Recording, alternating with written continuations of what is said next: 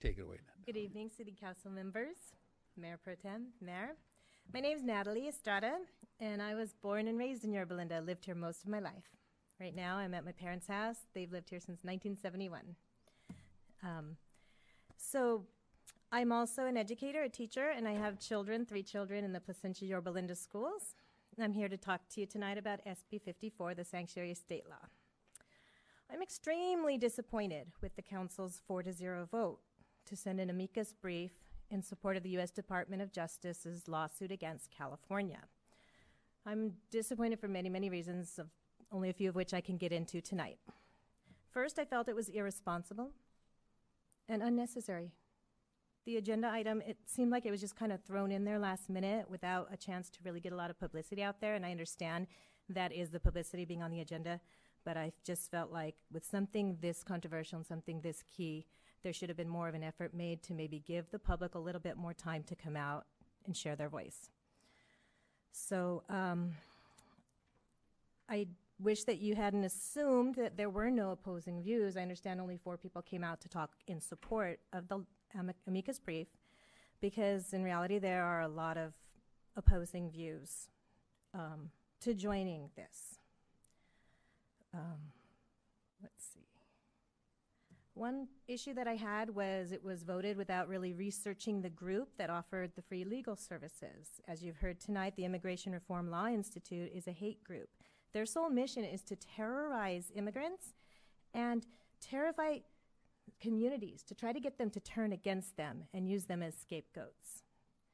Now I'm going to talk about what fear and hate does to our communities. As I mentioned, my children go to schools in Placentia Yorba Linda District, just as I did growing up. During the 2016 election, one of the presidential candidates built his campaign on hate and fear.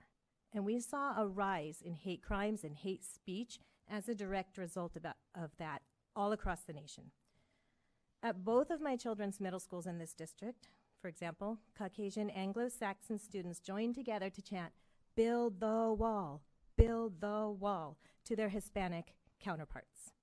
One student even called my son a rapist because he's Latino. He was 11 at the time. The youngsters say these things with no compassion or regard to the poverty, violence, and trauma that drives immigrants here, nor the horror or fear of ripping families apart through deportation, or the murdering of immigrants who are returned to their home country after fleeing from gangs and cartels. To these children, it's all a joke. And no, you can't just say that it was isolated to election time and election fervor, because it continues to happen. This school year, one of my son's friends grabbed his backpack and playfully threw it over a fence and said, "Go Mexican, climb that fence." Just last week, my daughter was playing soccer in Yorba Linda, and the opposing team's coach had an issue with our team's biracial makeup, and he threatened to knock out my daughter.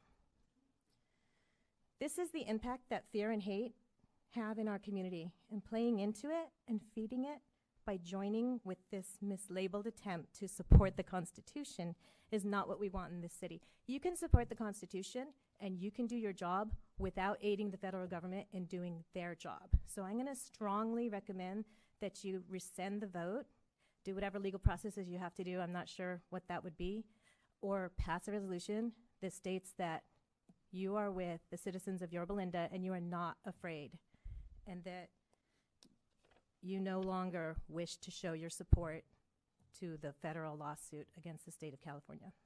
Thank you. Thank you, and we'll respond to comments when it's our turn back to us. So our next speaker is